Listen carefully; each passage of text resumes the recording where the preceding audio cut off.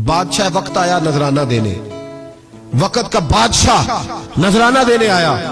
वो कहता मैं रास्ते में सोच रहा था अगर तुमने सेब खिलाए ना, सेब का मौसम नहीं, फिर तो वली अल्लाह है, और अगर सेब ना खिलाए तो फिर नहीं मैं मानता। ठीक है ना जी, जिस तरह के आज मुरीद होते हैं लोग, कहते हैं सेब खिलाए तो फिर बादशाह था ना। तो कहते मैं 2 थैलियां शर्फियों की भी ले गया कि पीर साहब को पैसे दूंगा तो जरा नरम भी हो जाएंगे मेरे हाथ में, पीर हो जाए तो ना नरम, इल्ला माशाल्लाह। कहते मैं गया तो मेरे दिल में ख्याल था अगर आज बेमौसमा सेब खिलाएं तो वली मानूंगा।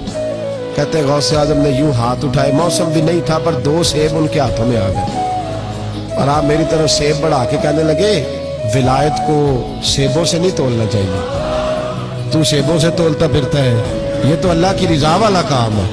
यहाँ को ताजर थोड़ी मेहनत करे, खाद शाद डाले तो वो भी बेमौसम में फालो खा लेगा, तू किस चीज से मेरी विलायत चेक कर रहा है? ये पकड़ छुरी और ये पकड़ सेब और खा। कहता मैंने काट के खाया तो सेब कड़वा निकला। गौसे आजम कहने लगे क्या हुआ, कड़वा है? हुजूर हाँ।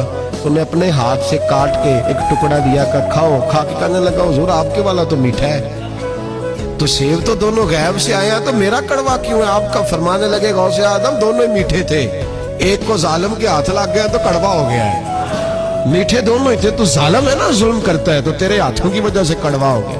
एक ही थे।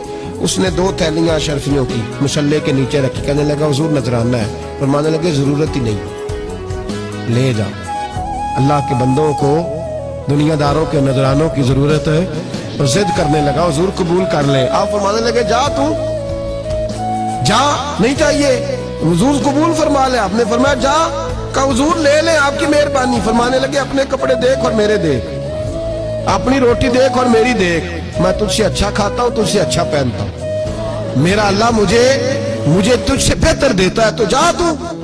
उसने कहा नहीं कबूल कर ले। गौसे आदम ने दोनों थैलियां शर्फियों की पकड़ी और जब उनको निचोड़ा तो अंदर से खून निकलने लगा। गौसे आजम फरमाने लगे गरीबों का खून निचोड़ के मुझे नजराना देने आ गया है? गरीबों का खून निचोड़ के? पीर साहब ने कभी पूछा नहीं फैक्ट्री वाले से कि तुम मजदूरों के साथ क्या इलाज करता है?